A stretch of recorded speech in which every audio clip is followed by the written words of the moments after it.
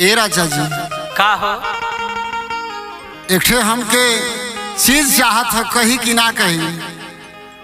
रोज तो कहलू, आजो कह दा। हाँ तो सुना। सुनावा। अरे जइहा साहगंज के बजरिया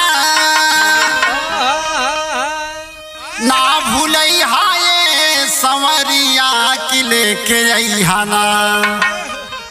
का हो? सुना। सुनावा। जइहा साहगंज के बजरिया अरे ना भूलैहा ये संवरिया की लेके अइहा ना। पिया सुन के नथुनिया लेके अइहा ना।